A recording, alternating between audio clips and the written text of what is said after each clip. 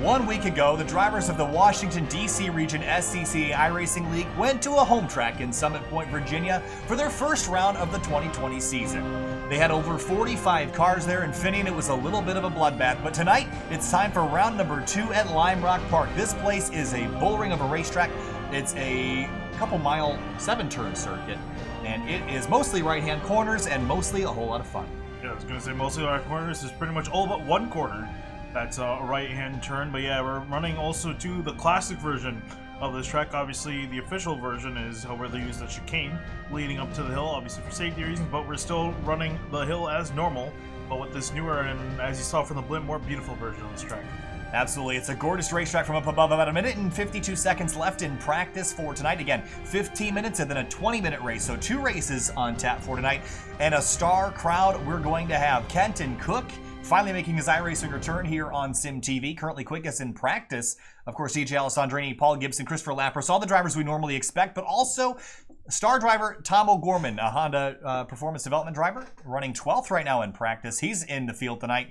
Other drivers that we've seen in the past, Larry McLeod had some really strong runs last week. Nicholas Johnson is known for taking it to the drivers in the Grid Life iRacers League. And there's a whole bunch of other drivers in here that are capable of winning. Tonight, though, who do you think can get it done in our 2 races this evening? I mean, obviously, I guess the easiest thing would be to say, you know, Kenton Cook at the top of the charts in the 8 car, looking the fastest out of everyone. Then we got Paul Gibson, and Paul Gibson ran really well last week. Unfortunately, got caught up in an incident in turn 1 with Alessandrini in race 1 that pretty much ruined not only his first race, but his second race. Whoever that is upside down. Yeah, it's unfortunate. So, why is Kenton Cook going to be so good tonight? Well, he was an instructor in the Skip Barber Racing Series, so he is very familiar with this race car fitting. And the other thing about this car, in iRacing at least, is the guy that basically created iRacing and it is what it is today, that's Dave Kemmer.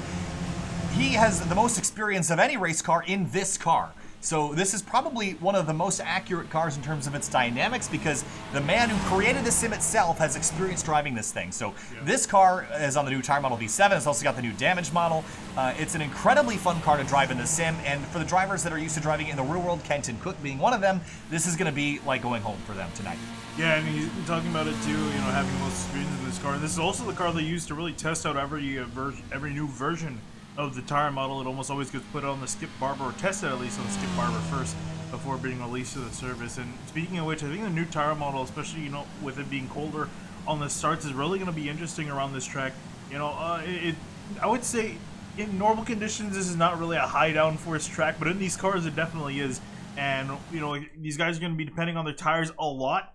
And that's going to be hard to do at the beginning of the race. Taking a look at our track conditions for qualifying, about 10 minutes worth of qualifying to do here tonight. 76 in the air, 82 degrees track temperature, wind 4 miles an hour out of the southeast, partly cloudy skies, so a beautiful day for racing here in Connecticut. And of course, looking down at this racetrack, 7 corners around here, Finney, and the trickiest part, I think, is going to be going full throttle from basically the exit at turn 4 all the way back around to the front straightaway. It's possible in this car, but you got to be really, really brave to get it done. Yeah, and really looking at the passing opportunity on this track, there really is mostly one, I would say, and obviously that is turn 1. That's pretty much the biggest passing opportunity in this track. You definitely, if you're brave enough, you can make it, you know, going up the hill and potentially on the last turn. Although you're going to need a lot of guts in the last turn, especially because these guys are pretty much full throttle through this final corner. Yeah, let's ride on board with Kyle Herbst for at least the first part of a lap here. So we're heading down into turn number 6, and the other thing is this is the newer, updated Lime Rock Park versus iRacing's older 2007 era version. And Lime Rock also installed a bunch of new, big, taller curbs. This is one of them in turn number 7. Stay off those curbs in this car. Herbst, all sorts of sideways out of the final corner. Let's ride on board for a lap of Lime Rock Park. Down the front straightaway into the Sam Posey, straight into turn 1, Finney, and down to maybe probably 4th, maybe 3rd gear through here. Kind of a double apex turn through turns 1 and 2. And you're lining yourself up to get all the way to driver's left and then swing back to driver's right for turn number 3. Yeah, then in turn number 3, you can take this a multitude of ways. A lot of guys prefer to ride the way Kyle Herbst is, sticking to that inside line and switching back for another right-hand turn. And onto the back straightaway we go, and this is pretty much straightforward here, getting out of the straightaway, but the big part is going to be setting up for the hill. Yeah, and of course, this is turn number 5 up the hill. Slight lift here on cold tires, but right back on throttle, drift out. Wide, don't get that fence, though. There's a little bit of run up, but you don't want to use it, especially with that wall looming on corner exit. Yeah, then going to the final 2, starts at corners. You see Cover's running a little bit wide, catches the back tire in the grass, and is going to drift out.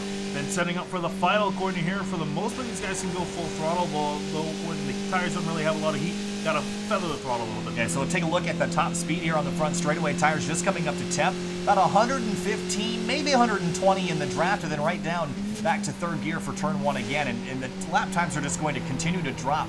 These guys, I believe, have 3 laps that they can qualify. And you see you drift out, you get a little bit of curbing on corner exit, bit of a slide. Herbst is going to catch it. And it just shows you how much you have to wheel these things to go fast. Yeah, he's been flirting with those track limits as well. So he's been able to just keep it on, and we'll see how his next 2 laps go. Well, you mentioned track limits, and at a lot of racetracks, you'd be concerned about running wide and maybe picking up a penalty. This place is self-penalizing. You run off in turn number 5 here, where the evil wall is on corner exit, you're going to have a very, very bad time. Yeah, granted, though, I would say that turn's become easier with this newer version of the track. Obviously, newer surface is going to have more grip and also a little bit of extra curbing on that inside that you could be able to use. So it's, I think, a little bit less treacherous than it is in the past. Although I think that's going to just really, the extra grip's going to allow guys to throw it in even harder than they did before. Christopher Lapras working his way around in the number 14. Again, he was most competitive the past couple seasons in the bigger, heavier cars, but it looks really quick right now in the Skip Barber. And of course, at the top of the board on his first lap out, Kenton Cook, a 57.4. And Paul Gibson, 2/10 slower in his number 31, was really quick last week, but got involved in a couple collisions in race 1 out of his doing, just got collected. I think he'll be really good tonight. Tom O'Gorman goes 5th quick in his number 94. Josh Kadenow in the number 11 runs 6th. But deeper in the field, some drivers that we didn't talk about a whole lot last week. Greg Obadia in the 66, Louis Alessi in the 43, and yeah, you mentioned some damage on that front wing. Yeah, on both sides of the lane, too, so he's been a little naughty, I think, taking a little bit too much of the curb. Pretty hard. I mean, you got to really mount these curbs to get damage from them. And it looks like Obadio is probably in the final corner, turn 7. You can really leap up on that thing to help your car rotate. So 5 minutes left in qualifying at the moment. And Andrew Lanning in the 25. A lot of drivers have come on over from the Grid Life iRacers League to join the DC Region SCCA stuff on Wednesday night here. So Andrew Lanning, one of those drivers. Paul Darling, he's gone around for a bit of a spin at the exit of turn 4. Let's see how he got himself into this situation. Looks like he was warming up the tires and just maybe experimenting with how much you can slide the car around and locking up the brakes, just trying to get some heat in the rotors and the brakes as well. And okay, that was kind of intentional. I thought he went off for a spin. Really trying to build up heat now. Arthur Mitchell in the 39. Underneath the Haggerty Bridge in turn 6 and 7, then down the hill. The car is kind of under compression as it hits the bottom here. So you have a lot of load on the suspension, and it's very easy to do that right there, is what Arthur Mitchell just did. Lost control out of turn 7. The trouble spot, I think, tonight is going to be going up the hill and then coming back down in turn 7, especially because we have 45, actually make that 46 cars here tonight, Finian. I don't know how lap 1's going to go, but I can guarantee you have to be real careful. Yeah, it's definitely going to be pretty chaotic, especially considering how many guys are on the grid, and especially some guys that probably didn't get really good qualifying times in. They're going to have a lot of traffic to work through, and it's not easy to make a pass around here, let's just say that. Running on board Dennis Barrett now, kind of sliding the front tires there through turn 3, and it's pretty tricky to get this thing turned in, but once you get it turned, you can just flatten at it to the floor and it'll go. The chassis is incredibly well balanced, but again, the cold tire understeer is going to be an issue. If you have the car set up right, you'll have a little bit of oversteer, perhaps a bit too much though in the opening laps. And then cresting the hill. The car gets real light. Yeah, you saw Barrett pretty much drifting over the hill as the car is getting light. Probably got a little bit airborne as well. And coming back down to the final corner for the 2. Over 100 miles an hour through here, balancing right on the edge of control, and out wide, he's going to slide into the dirt and come back on, and that'll be an invalid qualifying lap. DJ Alessandrini goes 3rd quick in his number 61. Michael Shea in the 78, currently P18, one of the last drivers on track making a qualifying effort. Oh, that's big understeer here. Can he save it? Yes. Yeah, It's not. I don't think it's bad as back. I think they definitely moved the tire barrier back from where it was before. Yeah, I think they did. The only thing that concerns me is you get a little greedier, and if you actually look at this in slow motion, when you come over the crest of this hill, you watch how off camber the runoff is. I mean, because the track's got some banking to it, and then as you crest the hill, look to the left of the white line. The track actually falls away. So if you run off the edge of this track, that's not very good racetrack to be on. It actually will pull you into that wall. So that's a place I'd be a bit careful. Yeah, he is good. He should be lucky that they definitely did move that wall back and put some more paved runoff just for the people that get a little bit too greedy. Yeah, I mean, you have a chance to save it now before you just eat the wall. I would caution people from going out there a whole lot just because of the dangers involved with that. Chris Shieldsmith in the 044. That's a new name here, and it's a cool, very silver-looking race car. That is a gorgeous-looking. Oh, it's a Mercedes livery. That's why. Silver Arrow in mini form. Yeah, that looks really good with the reflection, man. And number 44 for Lewis Hamilton.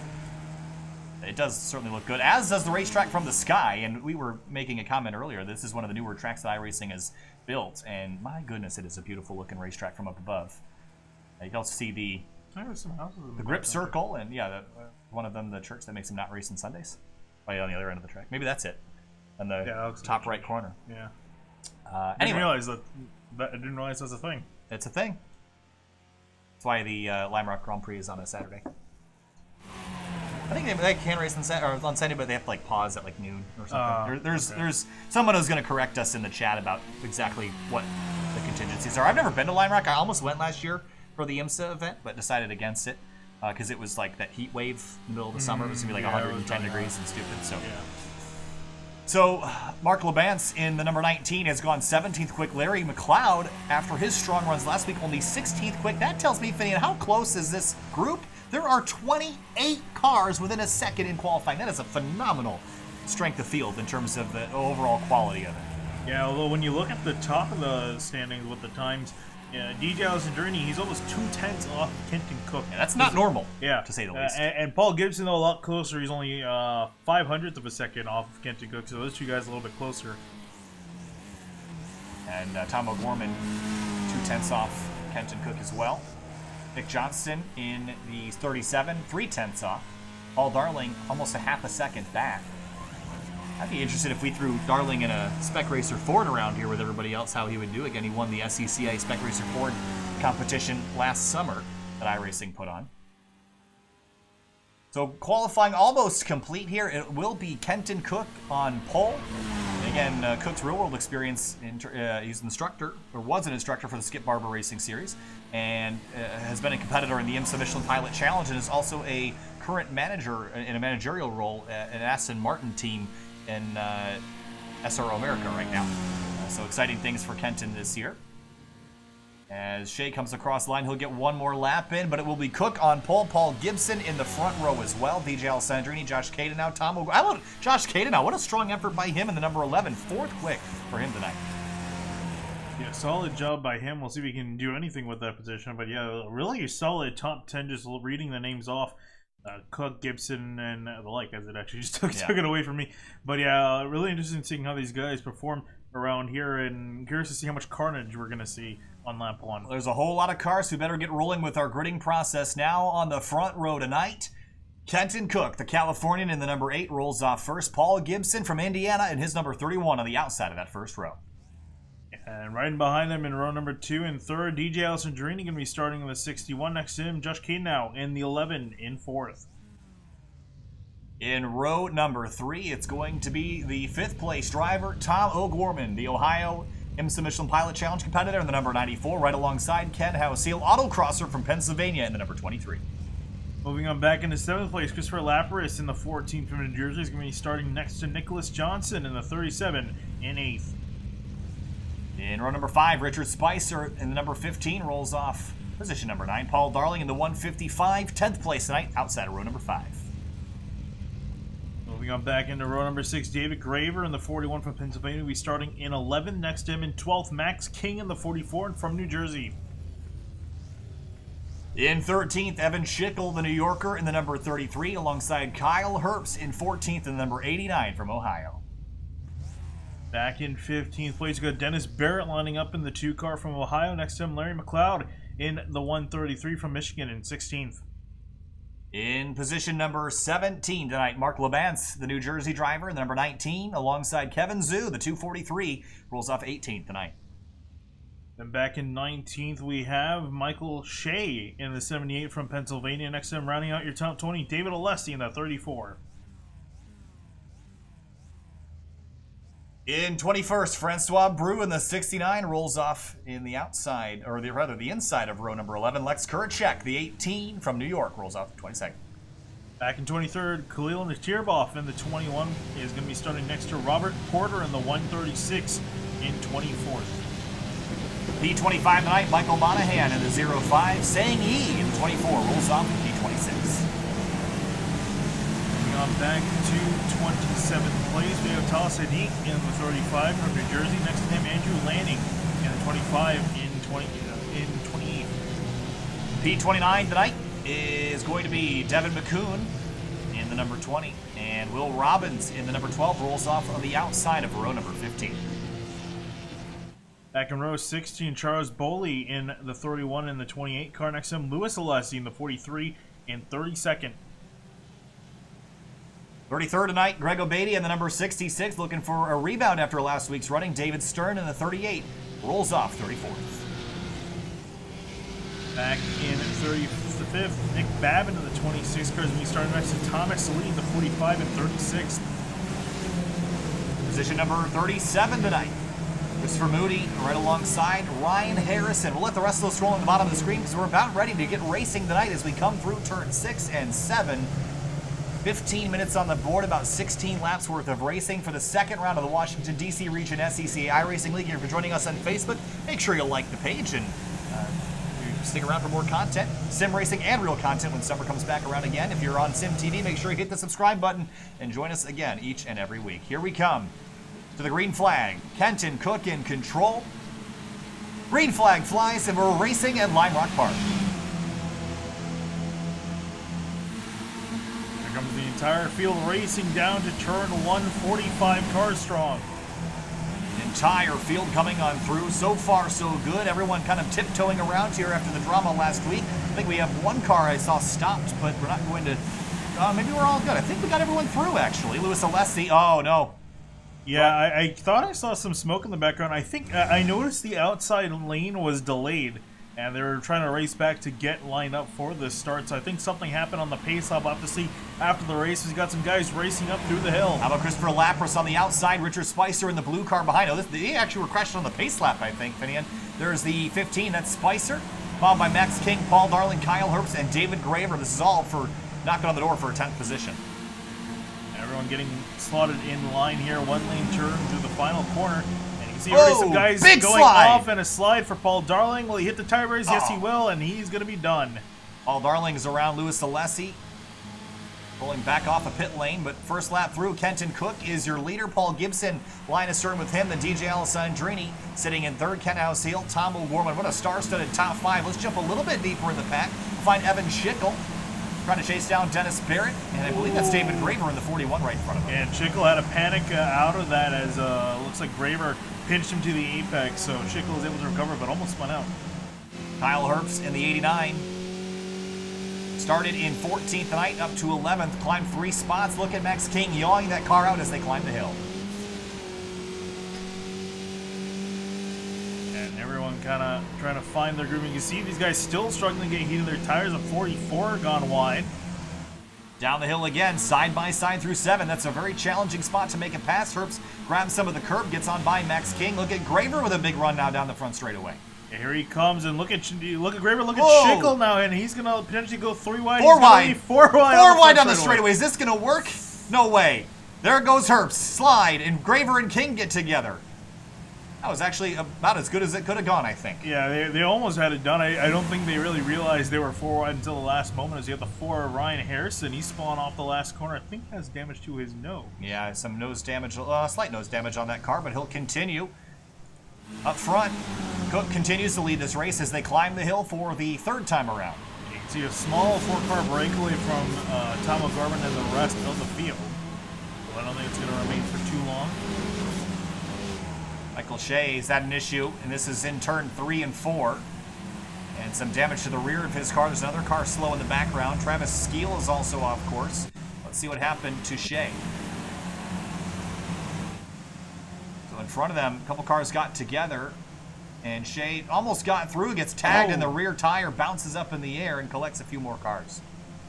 Luckily, he didn't get any suspension damage, although I imagine he's going to repair something on that car. Well, Richard Spicer slow through the corner. He's going to let Lapras on by. Josh Caden now is in that orange and white number 11. And Caden now has dropped back a couple spots. Really qualified extraordinarily well, but having trouble keeping up that pace up at the front of the field. Yeah, he's allowed Ken Alciel, Tom O'Gorman, and Nicholas Johnson to get all on by him. Devin McCoon gone around in turn 1. Let's see what happened to him. He might have just charged the corner a bit too hard. Was kind of all on his own. Gets off into the corner and really charged it and just stepped out. It's easy to do. Yeah, really easy to do, especially if you don't have the heat in the tires. He's going to still trying to get the tires more or less up to temp. Running on board with Caden now. That's Lapras and Spicer behind him. Lapras going to dive to the inside as they head down the front straight. Spicer also lined up in behind. We'll see if he has a look. No, he's going to stay in behind. Meanwhile, the 14 of Lapras having a look into the corner. And looks like he's going to get the spot. And Spicer trying to keep a nose to the inside through turn 2. He's going to stay there, but now he's going to be on driver's right for turn 3. Up in front, we've had a change for position for a second. DJ Alessandrini works his way in. Paul Gibson drops to third. Kent Houseal right behind him. Tom O'Gorman 2 tenths back. Actually, make that 7 tenths back from the group in front. Yeah, and these guys are already catching a little bit of lap traffic up ahead. Traffic back in the midfield around 15 places. Max King in the 44, that's that blue and yellow car on the inside of Kevin Zhu, completes that pass as they climb the hill.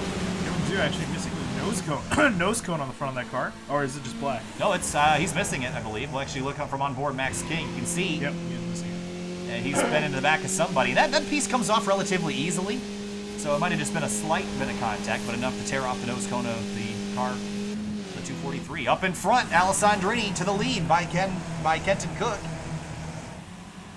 And a bit slide wide at the exit of turn 2. Yeah, we're not done yet with this. Kenton Cook trying to look back for a way around DJ Alessandrini. I think he might try to set up something here up towards the hill. He's got to run.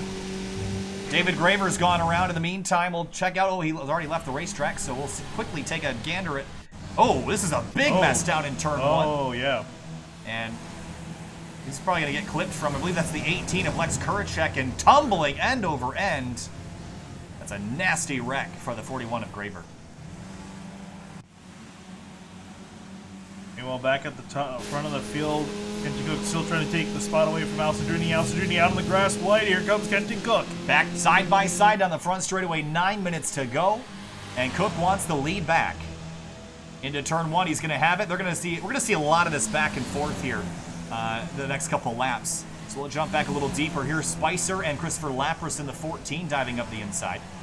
Ooh, and pinching already from the 15, trying to keep Lapras at bay, and he's going to defend the spot. Yeah, wheel-to-wheel contact will send you airborne in this race car, so you really don't want to have side-by-side contact. Yeah, and especially considering the wheels are very sensitive now, you can easily break it by just the slightest bit of contact if you're not careful enough. Open-wheel racing tends to be that way as we head to turn number 5 again. And the tires are fully up to temp now. We're almost halfway through this race, so these drivers have a lot of grip, and they're getting braver and braver. Dennis Barrett, I see missing off the timing and scoring. Now he's back. Just an internet connectivity issue for him. How about Paul Gibson? Dropped to 4th, a little bit of lap traffic to worry about. Houseal jumps up to P3. Look at Cook. He's gained a 7/10 of a second advantage over the last lap. Yeah, he's trying to keep it as much as he can. There's Tom O'Gorman blasting by in that Lucky Strike Honda car. Up the inside of Ken Houseal for turn 1. And move Tom O'Gorman up 2 spots to 3rd. These guys got to come up with something now. Kenny Cook's about to break away from the draft. After that, he can pretty much sail on home. Evan Schickel has had an issue. And he was running so well, too, in the 33. What happened here? Oh, Kyle Herbst in the 89 was all over the place and just crashed trying to go defensive. And those two got hooked together and crashed at the exit of turn 7. Oh, and DJ's way wide at the exit of turn 5. Almost clipped the Armco there, and Tomo's right on his rear wing now. Yeah, he's really pushing the limit of the car, but this is not good, though, for these guys. Looks like Kenton Cook, I would say he's pretty much broken away from the draft. Over a second ahead of these guys.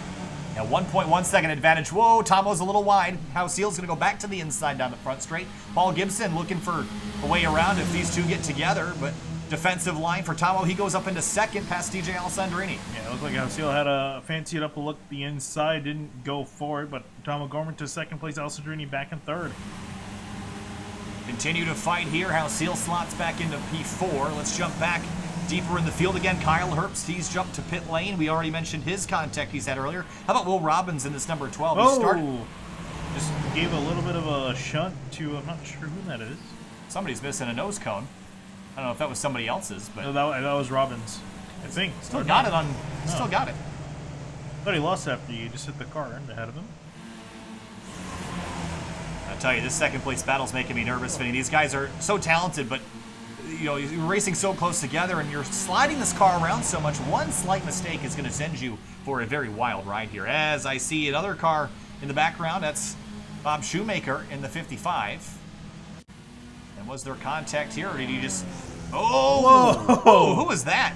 I don't know. Someone was going the wrong way. Or I guess they're going the right way. The wrong direction. Oh, Tomo up to third again. Alessandrini gets back by for second, but they can't keep up with Cook, but he's now stuck behind some lap traffic. Close quarters there as they come out of turn number 4, and I believe that is... Trying to see what car that is. Is that Don Manning? Yes, it is, in the 92. And oh, no! Oh! Tomo Gorman in contact, hard to the wall. He's done. And right in the racing line, and Tomo's done. Don Manning also damaged in that mess. And launched off the nose of the 92. Here's a look. Yeah, I think miscommunication there. How fast things wow. How fast things happen here. And this is a violent wreck. Get one last look at it before we cut back to live. But I think Manning was slowing down, and Tomo didn't have time to change direction. And clobbers the Armco, sends a piece flying in front of the 37. Now it's being driven by Nicholas Johnston. And actually, we'll ride on board with him as he comes through the debris field. Wow, look at the air that his car got. Some damage. Johnston got some damage off the nose from hitting the back of Paul Gibson. Yeah, it's not the front part, not just the nose going off, but also the front part of the bodywork was a little bit loose as well. Yeah. So Tomo Gorman out in race number 1 tonight. And up front, Kenton Cook still leads Alessandrini second. And this is the closest battle on the racetrack. Son's the one for 25th. That's Evan Schickel and Ryan Harrison. And that pass has been completed. Evan Schickel 1 lap down after coming to the pits to fix his car. 4 minutes left, working lap number 12 of what will be 16 laps in this race tonight. And it's about a 1.7 second gap between second and third. How about Kevin Zhu and Dennis Barrett? Zhu's having a really good night tonight, Finian. Started in 18th up to 11th and just made another pass. Yep, he's going to get that spot and now going to set his sights on David Alessi up for 10th. And Kuracek has had contact with another car tonight down in turn 1, but I don't see any damage on this race car, so he kind of got away with that. It's really easy to bend up the suspension. It looks like he was able to walk away from that collision without any permanent damage.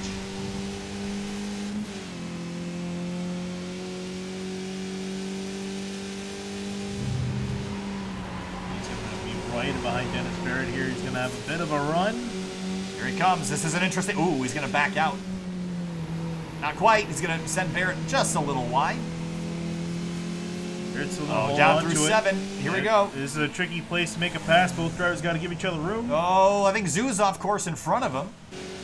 You can see the battle behind. Now it's a 3-car. Mark Levance in the 19 is in this group as well. Yeah, both of you guys are catching up to Zhu ahead. We're going to be 3 wide down into turn 1. That's the 19 of Levance. Into turn 1. Backs out in just the right time.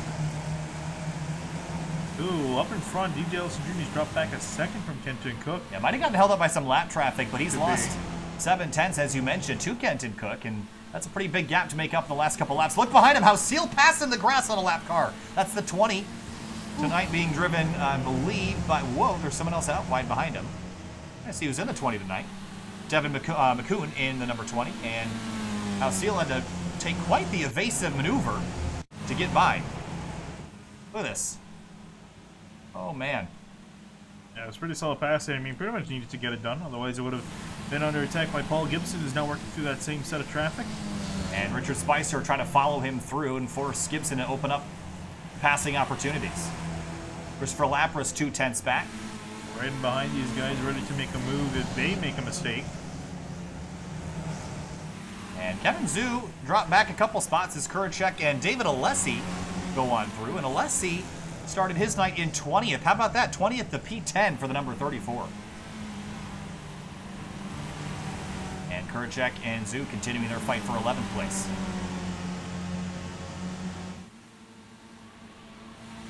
Minute and 45 remaining. It'll be 2 laps to go when we get back to the start-finish line. How about Gibson and Spicer and Lapras bringing this fight back? Oh, Lapras out a little wide. Bit of a bobble. Look at Spicer up the road taking a look for 5th. These guys have about 2 laps left to go. Until this race is over. You see Spicer go up the inside. Going to get the pass done on Gibson. And Lapras also waiting in behind. Yeah, Lapras tracked out wide in turn 1 to get the late apex for turn 2, and he did it. There's nowhere to really go. There's not really an easy place to pass through here in these cars, not without a bumper. And now you're just full throttle as long as you can be. Let's just listen.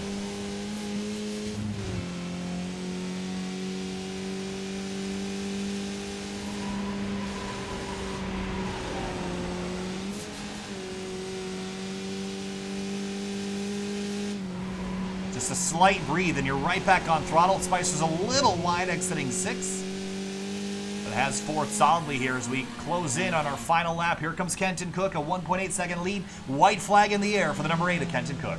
They've done a solid job, and DJ is way too far behind. I think he knows it too at this point to make up that gap 2 seconds back. Didn't buy another lap car. Was that Manning again? I think it was Manning again, yep. It's just sliding on by. Manning's not having a very good night right now, running 35th.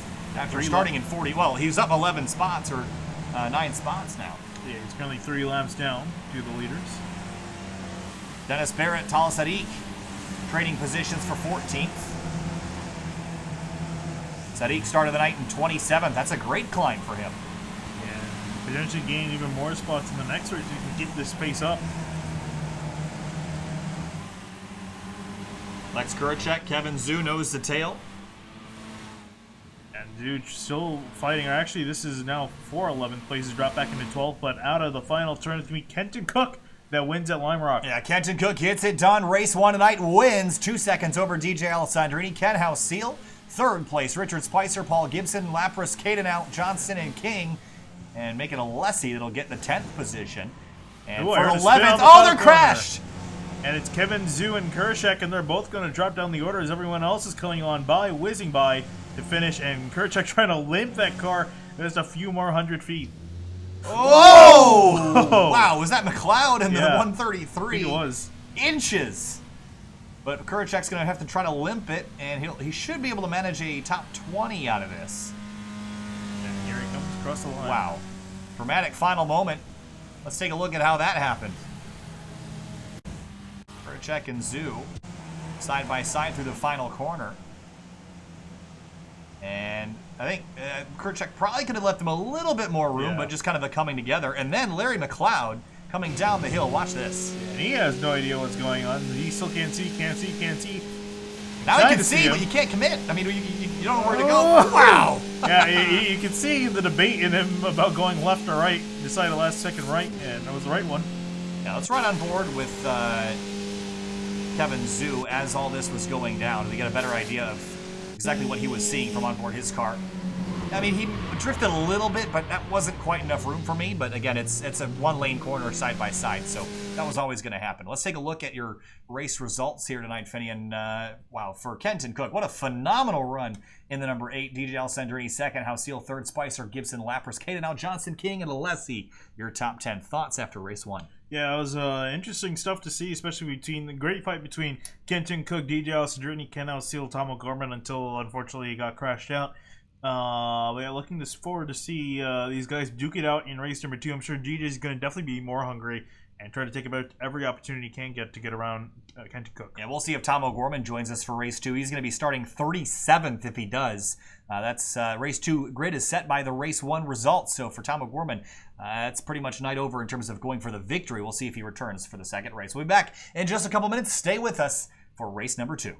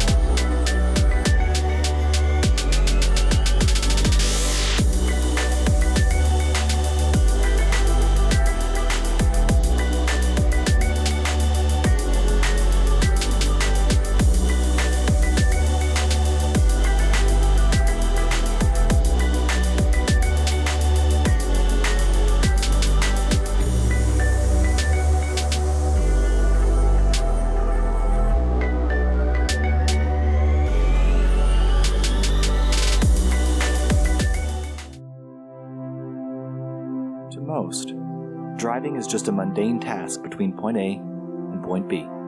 Nothing more. It's the frustration of traffic at 8 a.m. The feeling of sickness on a long ride. The car? Just a tool. It's supposed to be practical, reliable, and fast. But the speed is really the reason cars exist, born out of a necessity to make that A to B trip just a little bit faster.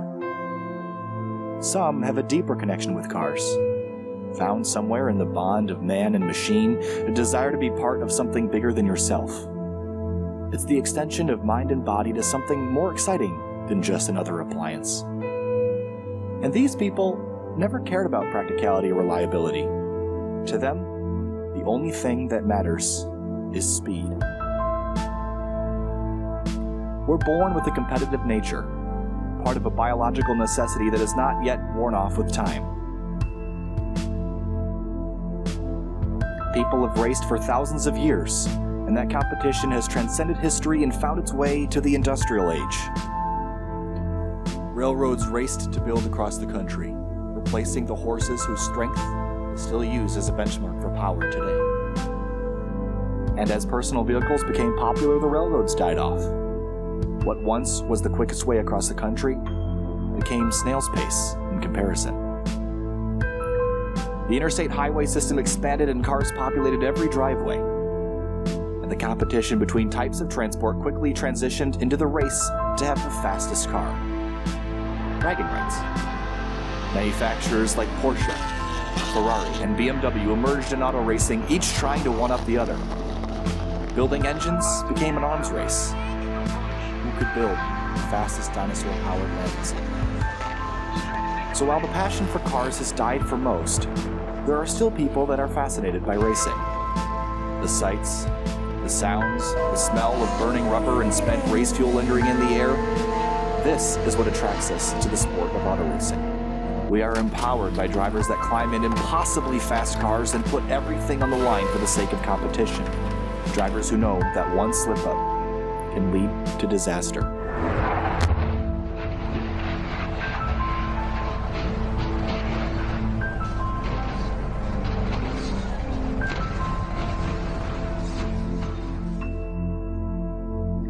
And for the longest time, wishing to be a race car driver was just a childhood dream. All we could ever be was a spectator. Opportunities? Limited and expensive. Reserved only for the who's who of the racing world.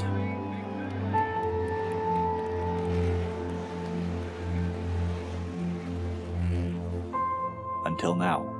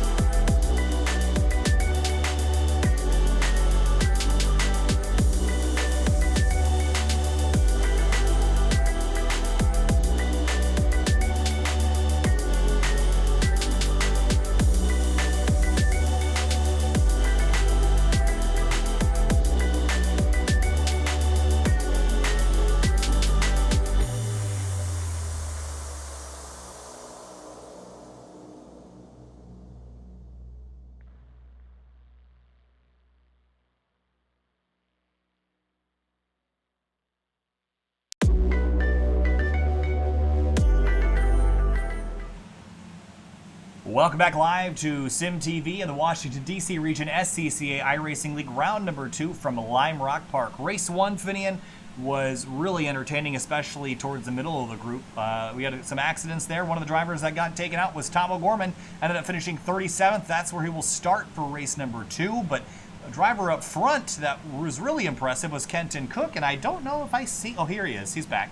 Kenton Cook. Surprised me he didn't come back. Yeah, well, I would expect him to win this race as well, with his phenomenal performance in race 1. DJ Alessandrini was pretty close, but not quite better than Cook. And Tom O'Gorman's got to be a little frustrated because he's quickest in warm-up right now. Yeah, quickest time on the track with 2 minutes remaining in warm-up, but he's going to be, as you said, going to be starting all the way back in what we believe 37th or somewhere around there. I think probably might be missing a few drivers here and there. Whoa, we got really close to the camera. I think we have everybody, don't we? 32, 33, 34, 35, 36, 37. Oh, no, we are missing a couple, so it might be a little higher than that. Yeah. But more or less around 35th. So the other thing to note is that we really didn't have that much trouble on the initial start. There was a bit of a stack up on the pace lap, but other than that, we forgot to go back. Yeah, crashing on the pace lap isn't something we should be watching them do every week. They did it at Summit Point too, and frankly, they should stop doing that. But a minute and 15 seconds left in warm up, and Paul Darling was a driver that I thought we would have seen run a little bit higher up. He had some troubles, had a spin in race 1, so we'll see if he rebounds a bit for race number 2. Let's take a look at our weather at the moment. A little cooler this time around, 70 degrees in the air, 74 on the racetrack. Really wasn't much of a concern. Tires got up to temperature relatively quickly. We did see quite a bit of front to rear contact though. I was more concerned about the side-to-side stuff, what we saw with Tom O'Gorman, what we saw, especially down in the turn 1 area. We saw a lot of bumper-to-bumper action rather than side-to-side. I would have thought we would have seen more cars take a tumble, but we didn't.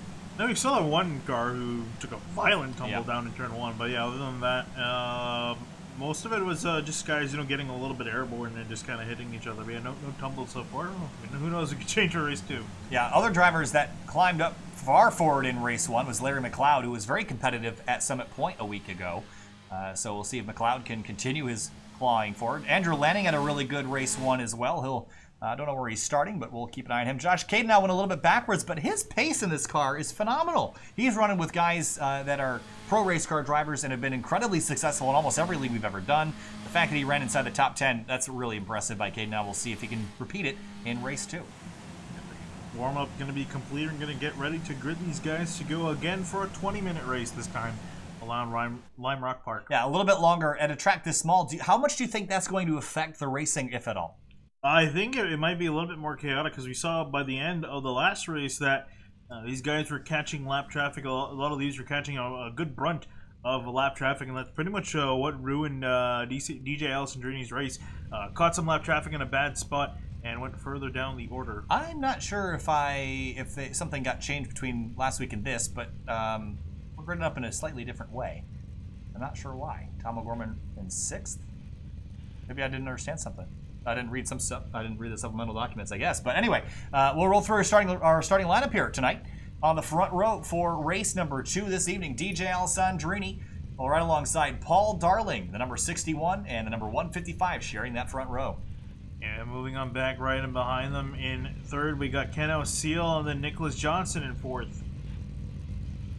In row number 3, Kenton Cook, race 1 winner, and the number 19 car rolls off in 5th. Tom O'Gorman at a collision in race 1 ends up 6th for race number 2. Moving on back into 7th place, we've got Paul Gibson lining up in the 31 next to Larry McLeod in the 133 in 8th. In 9th place, Max King in the number 36 car from New Jersey. Christopher Lapras in the number 4 rolls off 10th from New Jersey. Moving on back into the 11th spot, we got Andrew Lanning from the Plains in 10th. Next to him, Sang Yi in the 24 from New Jersey. 13th place, Kevin Zhu in the 243. Robert Porter in the 136 rolls off in 14th on the outside of row number 7. Moving back into row 8, we got Evan Schickel in the 33 from New York on the inside next to Richard Spites from the 15 and 16th. 17th place, Lex Kuracek in the 27. Khalil Natirboff in the number 20 rolls off on the outside of row number 9. We'll let the rest of those scroll along the bottom of the screen as we gear up for our second race tonight. 20 minutes this time around. DJ Alessandrini, Paul Darling sharing that front row. Then it's Houseel, Johnson, Cook. The rest of your top 5. Well, if it was a mistake, then that's good for Tom O'Gorman because he was supposed to grid 37th, at least based on what we went off of last week. Yeah, look at the ducks here. I don't see it. Because I was under the impression that it was gridding race 2 by race 1 results. So maybe something didn't quite work out right. Maybe it's by points? I think it's by points. Well, then Tom O'Gorman and Kenton Cook wouldn't be 5th and 6th. Either way, here we go. Time to go racing again. Alessandrini, Paul Darling, Houseel, Johnson, Cook, O'Gorman, Gibson, McLeod, King, Lapras, your top 10. Washington, D.C. region, SCCA, iRacing League Racing, Skip Barbers again from Lime Rock Park. 20 minutes on the board. Green flag flies, and we're racing again at LRP.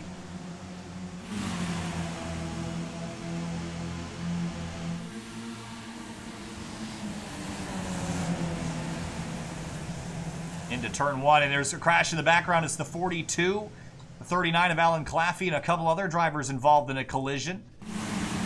So far, the rest of the field seems to have made it through all right. Look at Richard Spicer. He's in the middle of a hornet's nest right now through turns 3 and 4. Yeah, trying to move his way further up. He's next to Evan Schickel, and both those guys ran really well in the last race as everyone's racing down to the hill for the first time this race. Alessandrini leads the way into the uphill for the first time. Some side-by-side throughout the field as they climb the hill again.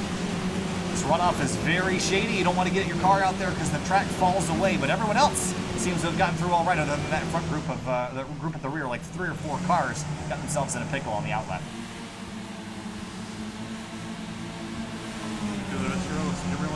Mostly everyone's made it back around to complete lap 1. Got a smoke cloud car in the background, all sorts of sideways. Whoa! Oh, Obadia out into the tire barriers, and that's going to be a hard enough hit to end his run. Yeah, that's going to be a DNF for Obadia this time. Oh no, Kenton Cook has gone around for a spin. He's collected with Paul Darling in the 155. Yeah, they're wedged into each other right now. And Cook's going to have to... Oh, that car is destroyed. I think one of those tires wasn't quite on right. It's gotten rolling again. And in front of them... Oh, more cars. Wow. That's Richard Spicer. So what happened here? Bunch of cars involved in a collision. Cook just lost it on cold tires. Darling had nowhere to go. And then let's see what happened to Spicer. This was just up the road as they passed this accident. He gets clipped. Yeah, he hits that white and black car, and he goes spinning off to the side. Oh, and got hit by... It's either Barrett or Herbst. Yeah, I think it was Herbst in the 89, potentially. Catching back up live as for the lead, Houseel on the outside, Alessandrini on the inside behind him, Johnston. Oh, he's sideways and sliding. Oh, off he goes. No, and going to collect more drivers that time. Max King gets clobbered. And Tom O'Gorman, I think, also got a piece of that as well. Oh, that was Tom that was sliding. Yeah, that's why I was curious who that was. I thought that was Tom's car. And just got clipped in the right rear, and that's going to destroy the suspension and his night early. Wow. So a dramatic start to this one. Some of our best drivers involved in collisions and up the hill. Alessandrini, Houseel nose to tail. Let's jump deeper. How about Lex Kuracek? And the number 27 started deep in the field in race 1. Now all over Andrew Lanning for 10th. Lanning looking up. Oh no, he's going to slide too. And Josh Caden is going to hop over the top of him and gets hard into the arm coat back across the racetrack again. He's going to hit again. Michael Monahan in the 05 gets him. Monahan's done.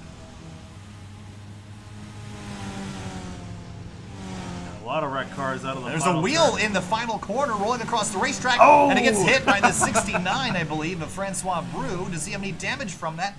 Yeah, it hit the wing. Yeah. Wow. So Caden now back to the pits. You see Monahan pulling his car in. Certainly has made the crashes quite spectacular to watch. I'll give it that. Ooh, Houseel's out of control. Can he save it? He does. Wow. Drifting up the hill. That's not recommended. How about Larry McLeod, Evan Schickel? And Khalil Natirboff in the 20 having a solid start to his night here. A solid run for him so far up in 9th. Got Schickel and McLeod up ahead of him. Even Kevin Zhu up ahead running in 6th. That's a good run for Zhu. He got involved in a collision in the final lap of race 1. Really good start to the second race. And Natirboff's going to sit here, and Porter's going to take advantage of it.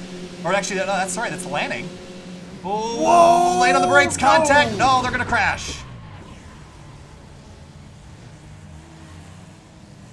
That was just braked a little bit late. And it was just a little bit too much speed carrying into the corner. Yeah, Schickel didn't get really too much damage after that. Should be able to continue.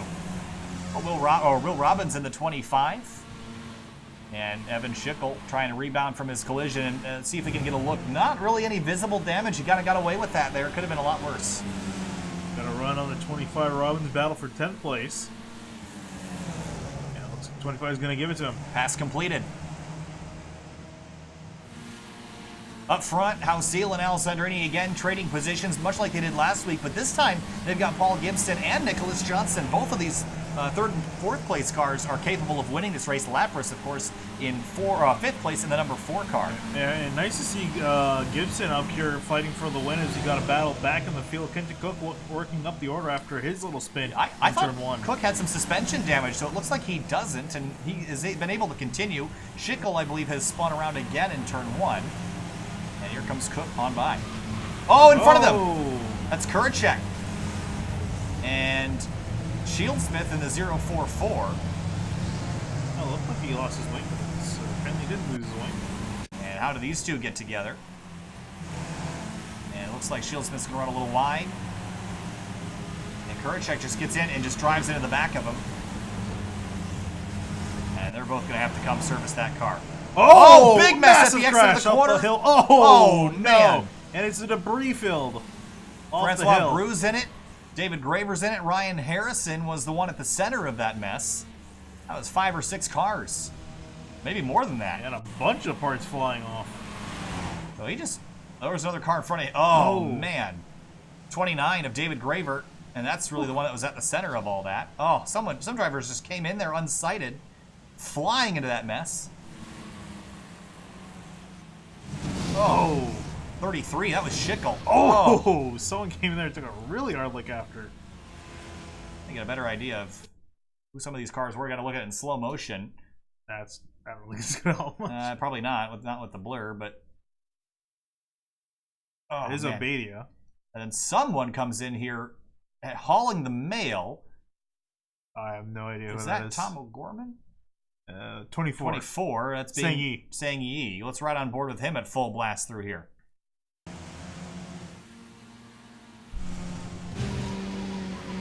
Everything looks okay. Cloud of smoke, and then all of a sudden the track's pretty much blocked. Man, that was a violent wreck for Yi.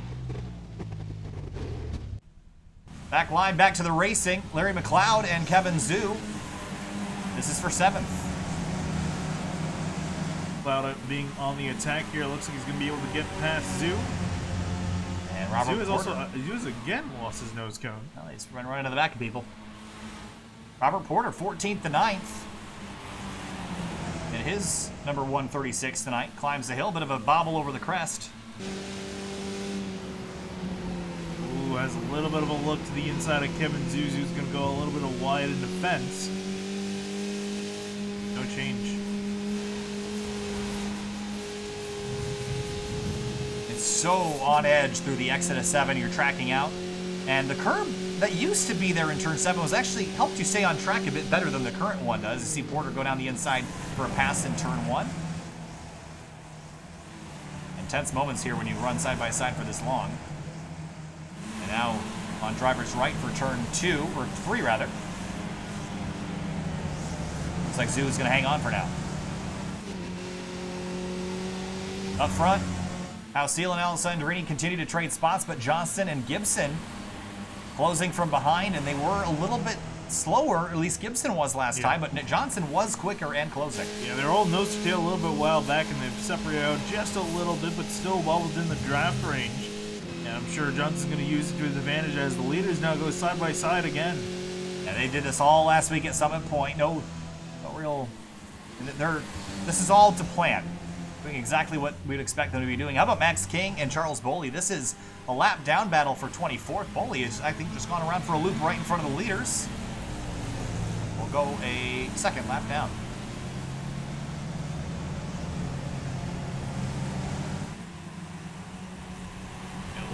Oh, Porter and the 24 involved in a collision. And you can see there's I believe the piece of his nose. And Porter was behind this group. And it was Kevin Zhu got together with the 24, and that's where that came from, right on board with Porter. That was a very small tap. The nose just exploded on his car. Yeah, just kind of caught the clips at a wrong angle and ripped it off. Continue.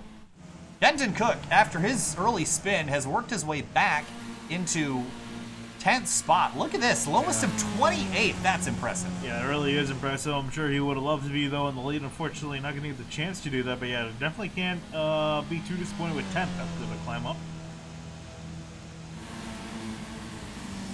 This is high as 5th where he started the night. And Johnson has caught the front 3, and Gibson has as well. And now lap traffic to negotiate.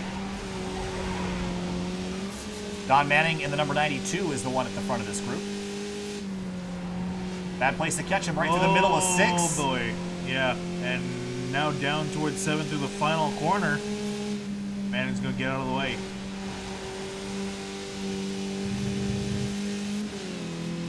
Four-way battle for the lead down the front straightaway now. Alstrini and Halseal side by side yet again. I'm curious what Johnson's going to have up his sleeve, though. Is he going to send it here? He's going to probably be a little bit patient. We're barely halfway through this race. We still have 9 minutes to go. So I don't think he's going to force the issue if he doesn't have to. But we'll keep an eye on this group. As Gibson's just kind of sitting back and watching. I think he's willing to just take a few minutes and kind of gauge how these guys are going to race each other before he goes and sacrifices his front wing in this group. I think we know what Halseal and Alessandrini are going to do because we've seen this play over and over and over again, but we don't know what Johnson and Gibson are going to bring to this fight. No, and they got to be a little bit more aggressive, I would say, more so than the guy in the second, because they got to make up more spots. And they got to start planning their attack a little bit earlier.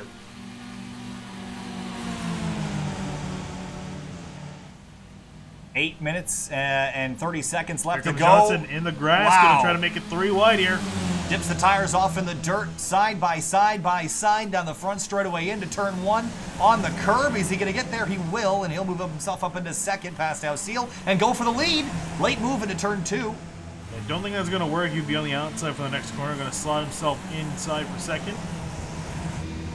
Johnson's waiting for nobody. Will he immediately go for the lead, or are you just kind of waiting behind Alessandrini here? I don't really know if there's any place to make a move, but yeah, he's going to sit on it here. What's Halseal's plan? Just to fall in line here, you think, or are you going to try to get it back? What do you think? I think if anything, you might try to fight back to get into second, because once you're in second, you have a little bit more control. Third and fourth, not so much.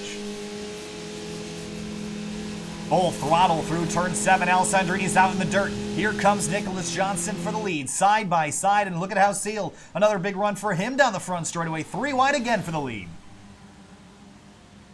Into the braking zone. Gibson deep on the brakes. Look at Johnson around the outside now trying to maintain it, but Halseal wants it back. He's going to get it. Halseal back to the lead through turn 2. Not clear yet, though. Now it's going to switch back, and now Johnson's got the more preferred line, but then it's going to switch back to Halseal yet again. Alessandrini's got to run. Is he going to do anything with it, or he's going to swing to the driver's left and follow Johnson back through? Now second place is going to be contested side by side as they head up the hill. Side by side with Alessandrini and Halseal. Alessandrini drifting a little bit wide, but all right. Now if these two continue their fight, they might lose ground to Johnston. And this is how Kenton Cook won race 1. Now Gibson is in this group. Yeah, he's starting to get a little bit aggressive here with under 7 minutes left to go. This battle has subsided slightly. Alessandrini comes across the nose, or that was Halseal rather, comes across the nose of Gibson. They've subsided. Let's jump back. David Alessi, Kevin Zhu. Cook is up to 8th place. That's that magenta colored car. Yeah, now setting his sights on Larry McLeod and Andrew Lanning up ahead. And that's the 0-5 of Michael Monahan, recovering from early issues. Robert Porter as well. How about Khalil Tierboff? Look at Porter driving with no nose cone on this race car. That's certainly hurting him in a straight line and in the corners. Yeah, and it's not really going to do any favors. I think he's just trying to finish up this race. We're in 14th now, so it could be a lot worse. Yep, it's as low as 18th before, so he has driven back forward even without the nose on this car.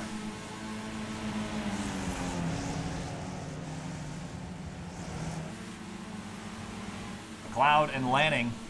Last time by Lanning was just a couple hundredths quicker, but something tells me McLeod's going to get a good run through here. He's got Kenton Cook coming, so the pressure is rising. And for the lead again, side by side through turn 1, and now Sandrini's got it back. Taking away back from Johnson. Johnson back in second. Househill. Gibson, I feel like he's definitely plotting something and sitting very quietly in 4th place, staying out of this for now. I imagine just waiting for his moment to strike. Far off in the dirt, getting out of the way. I think that was David Stern in the 30. 1, 2, 3, 4, climbing the hill again.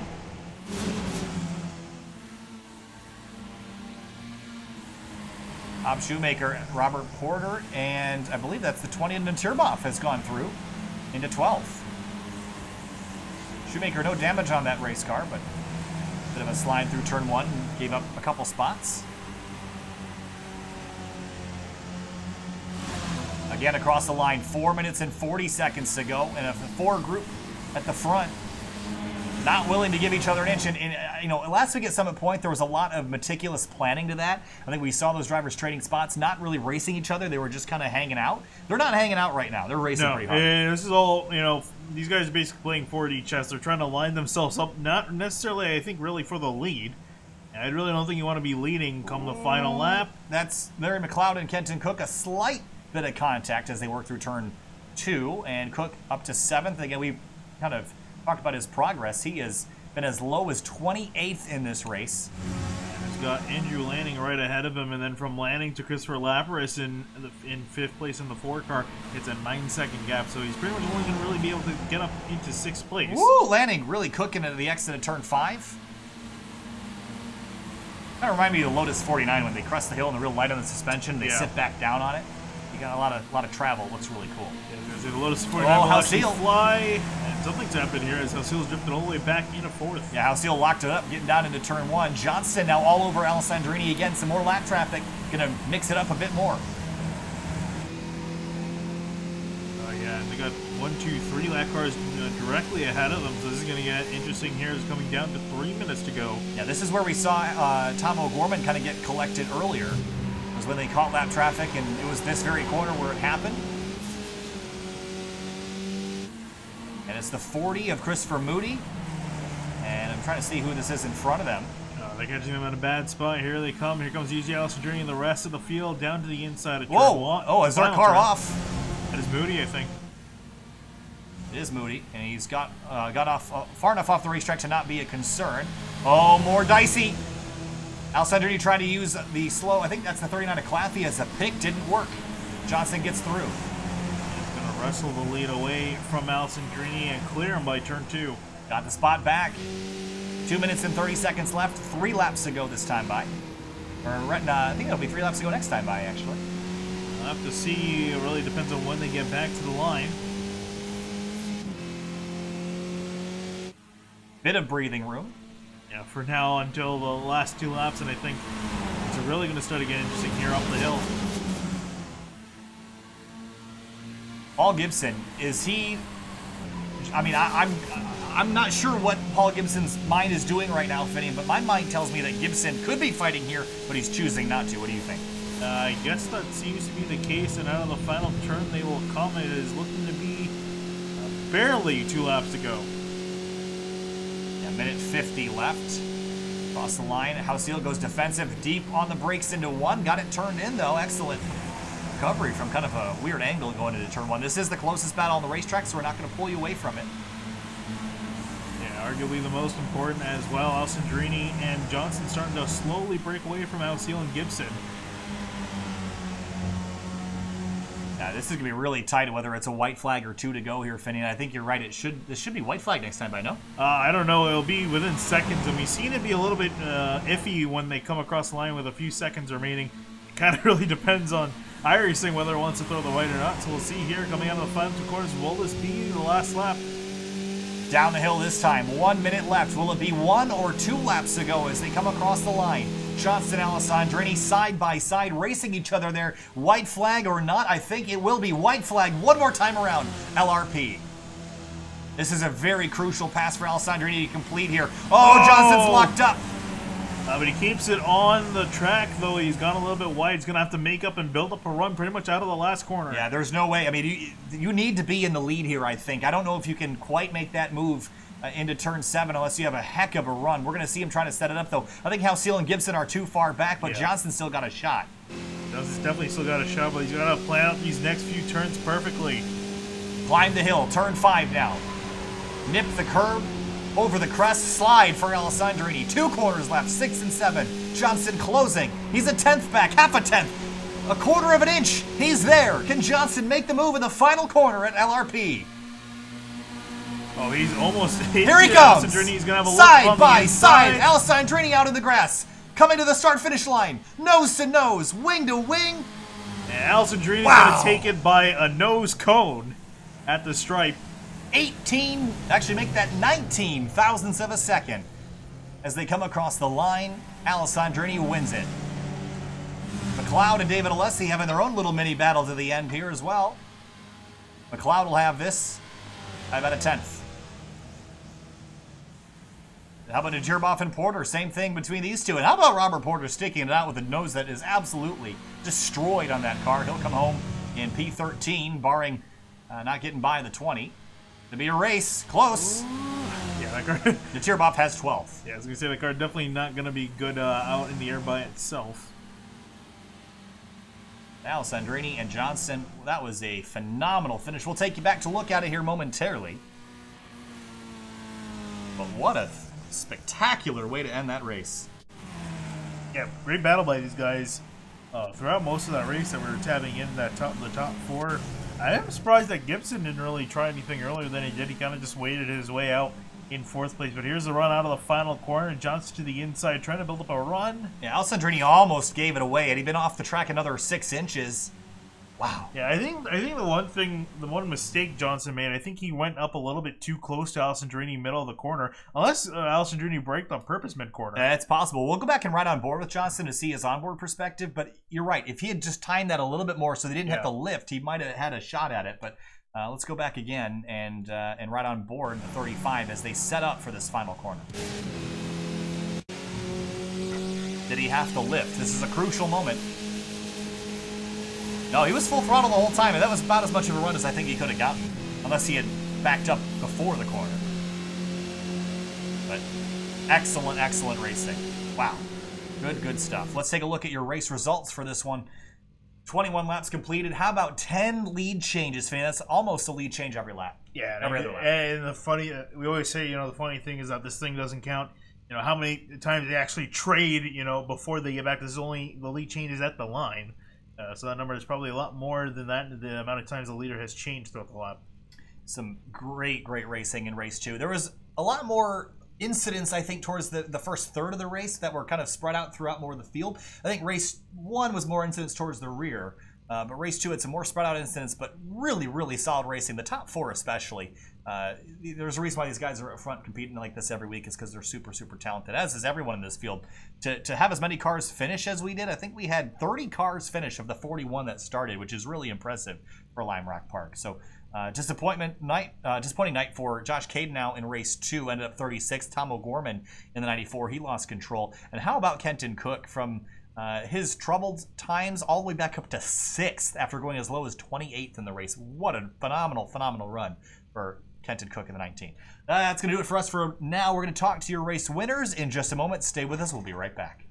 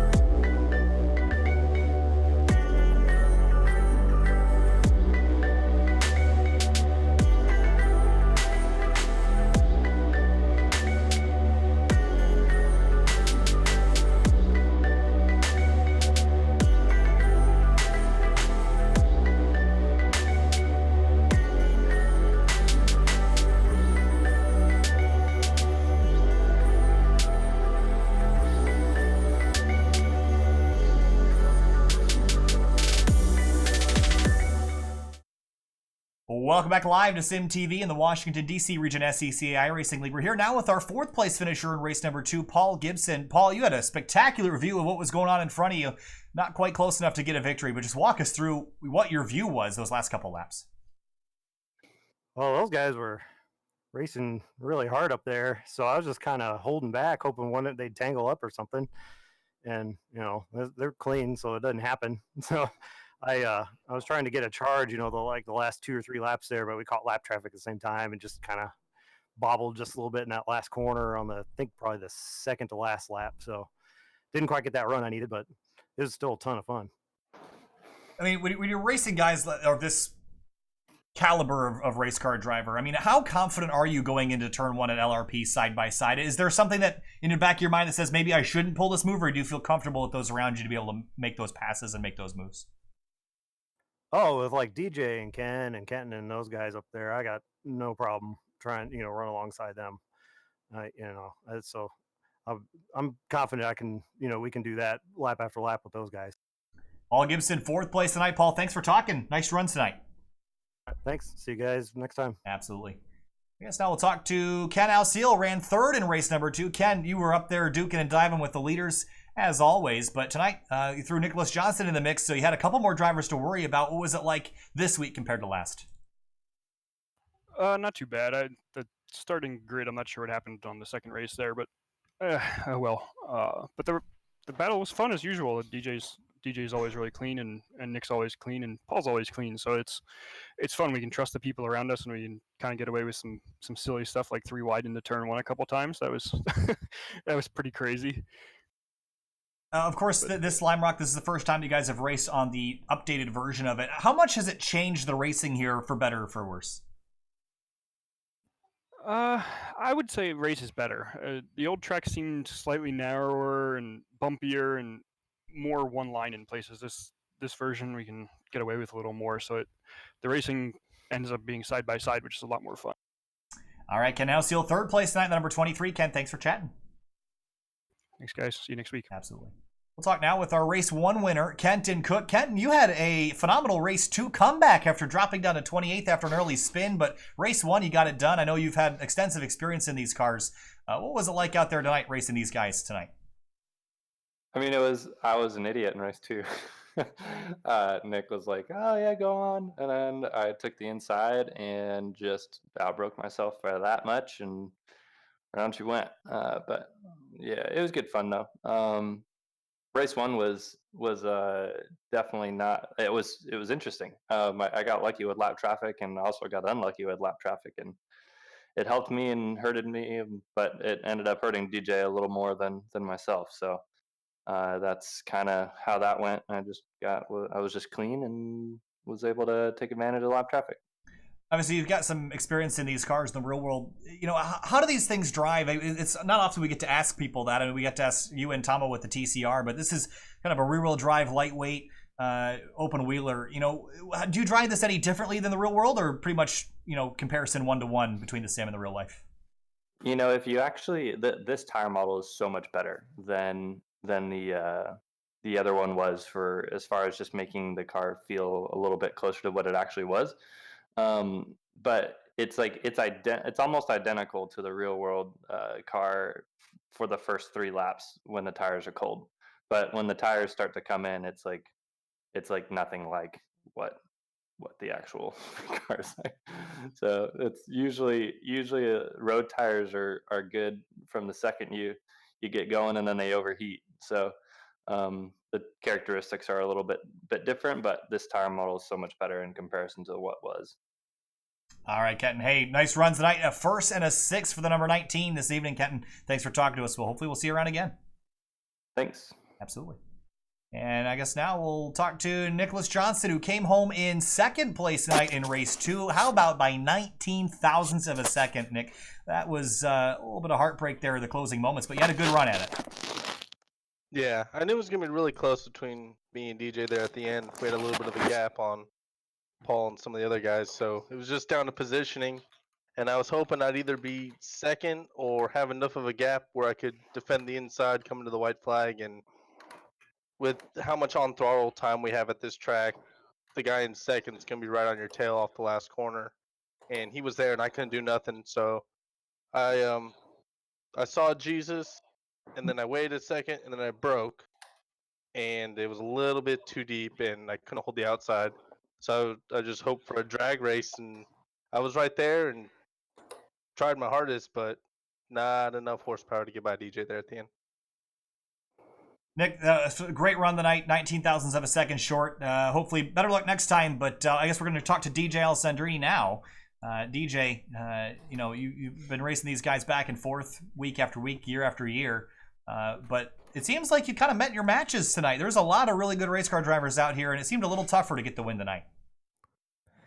Yeah, these cars are tough to differentiate yourself between the other drivers. The draft is strong, and as Kent was saying, the characteristics of them once the tires are fully up to temp is a little weird.